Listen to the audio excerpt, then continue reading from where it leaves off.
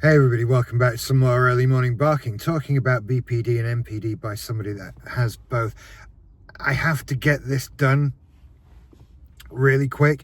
There's a reason why we're in the car and why the sound's bad and all of this stuff, right? So I have been living through the worst executive dysfunction period of my entire life. It's been crazy. I have wanted to make a video for months and months. I've been trying to do this, to just sit down and talk to you guys, and it's been driving me nuts because the one thing that I can't do, and you know what, the annoying thing is, I've been pretty good in all other aspects of my life over the same period of time. Let me explain executive dysfunction for those of you who don't know. So this is very much an ADHD thing, where there's a task you need to do and you want to do the task, whatever it is. In my case, in this instance, it's making videos, right? But could be anything. And no matter how much you want to do that thing, no matter how much you need to do that thing, you can't do the thing.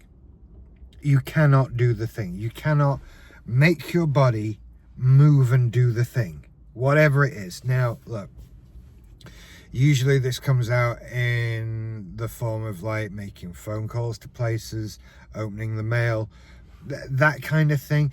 Stuff that usually, if you don't do it, ends up costing you money and landing you in trouble. I mean, here's an example. So a couple of years ago, like 2023 at this point, I was late filing a tax return, and the law says if you're late filing your tax return, then you get a fine.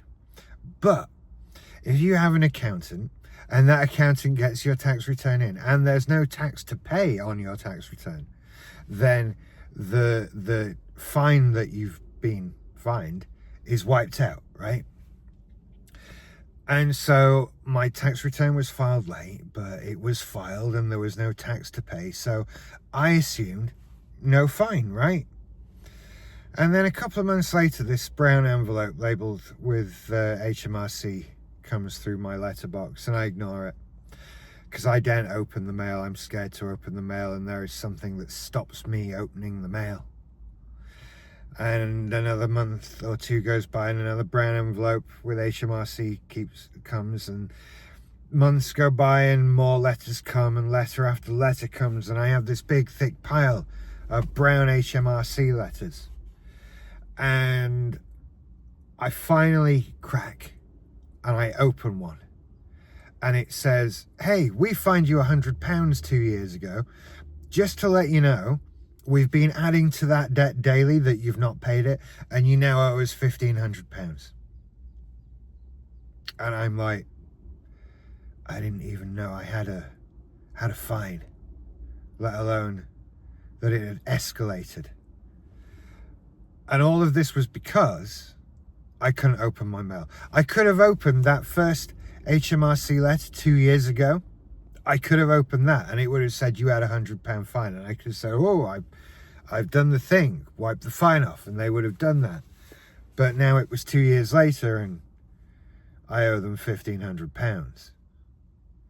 Now, in this particular example, I was lucky enough to be able to get on the phone to my accountant and say, hey, help me, man who knows more. And he helped me, and now I don't owe them £1,500. But that's just one example of many that I could give you, where you don't do the thing you know you're supposed to do, and it costs you money. And look, that's only in the adult world, right? As a kid, growing up, it was homework, it was so many things that you know you're supposed to do, and you want to do them. Right? You're not inherently against doing the thing, but nothing stops you. And no threat of punishment or reward will help.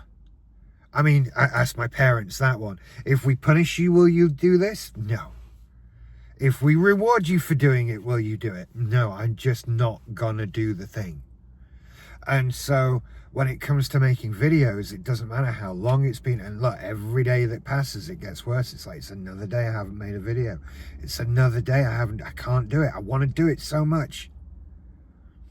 And the pressure builds and it builds and it builds and it gets worse and it gets harder to get around the pain and the frustration of not being able to do the thing you want and need to do. And the solution that I found for it isn't, I don't know, this isn't one of those times where I'm offering you some sort of definitive answer that's going to solve all your problems. What I try and do is sort of sneak up on it, right? Because I overthink things. That's my MPD going, you know, it wants to make every video the Lord of the Rings trilogy. But if I sneak up on it, if I just leave somewhere 10 minutes early and I set my phone up in the car and I've not even brought like my microphone and stuff like that I could do, because that's too much thought going into it. I need to just sort of trip and fall on a video. And I generally find once I've started doing the thing that I needed to do, then it comes pretty easily, right? I came across a TikTok channel the other day. I can't remember the name of it, but it was a woman who was filming and timing, like, how long does it actually take to do all the things that I've been putting off for 20 years? And I saw a go like, oh, I've been putting off cleaning out these shelves in the garage for years. And then we watch her and it took her an hour.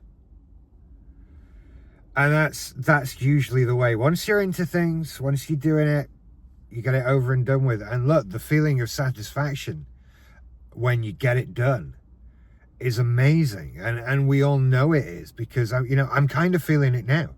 Just for turning on my camera and talking to you, parked up before I go and get the boys from school.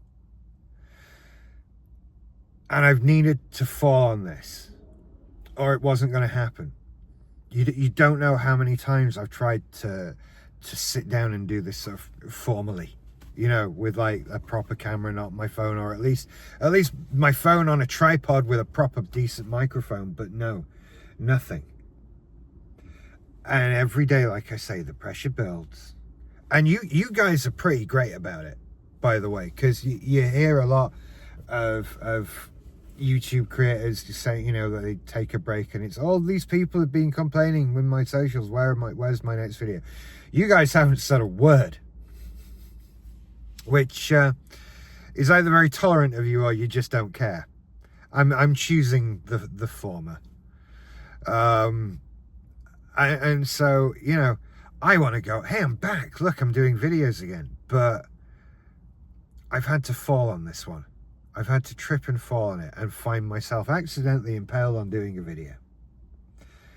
And going forward, maybe I can get back to normal. It's very difficult. Especially when, look, the executive dysfunction comes as well when what you're doing is not immediately exciting and interesting. That's why it's usually around admin, you know, that kind of thing. Like, oh, yay, the mail's here. Like, there's only bad stuff in mail. It's not like there's a letter from grandma in there anymore or anything like that. It's just the mail is bad things. And it's, you know, it's like, oh, talk about BPD again. I've said it all. There's always new stuff. There's always new things that keep coming up. And I always find something new to say, but I've got myself, you know, even when it is something new, it's not immediately exciting and challenging or whatever. I kind of feel like I've done it now. So even though I have some things to say and I'm not done, my brain has sort of convinced itself that it is. I am far from done with what I've got to say on BPD, MPD, and now ADHD as well. But that spark. And this isn't, you know, this isn't me complaining about how hard it is to make videos in general. No. I mean, like, with the best will in the world, any project you undertake for any length of time, particularly one that goes on for a few years, it's going to lose the excitement, isn't it? It's going to lose that initial spark of excitement that got things going in the first place. And that's when I traditionally just drop off on things. Other people being present can keep me involved, but you know, that's this video is just me. And all these things, you know, working alone, not being excited, and it being something that for me, the more I know I need to do it, the harder it is to do. That's it. I'm lucky that there's no more fine letters coming at the moment. And as I say that, I've just remembered another phone call I have to make about student loans. Do you see? And so I'm kind of just wanted to make this to get myself going again, to try and do something. And sorry, there's someone with a great dog just walking past my car. I needed to get myself going. You know, if you want to go for a run and you're putting it off, you don't start sprinting. Maybe go for a walk. Maybe go for a jog walk. Maybe then go for a jog. Maybe, you know, build up. And so here we are, building up, going through it together. I have no doubt that some of you are going to watch this and go, oh my God, that's my life. And it's my life too. And look, this is medicated. Right, this is no longer, oh, have I got ADHD? What can I do? Like, I have got ADHD. I'm diagnosed. I've got medication. I'm on medication, and still, you know, the medication keeps me focused rather than motivated. But hey, I'm rambling now, and you probably all turned off ages ago anyway. So I'm going to leave it here. I'll see what I can do with the sound, and hopefully the next video will be a bit more set up. Will be a bit more get up and go-ish. And I won't need to trip onto it so much. So we'll see how that goes. But, you know, look out for stuff like this. You take care. Thank you for sticking around. I'll see you later. Bye-bye.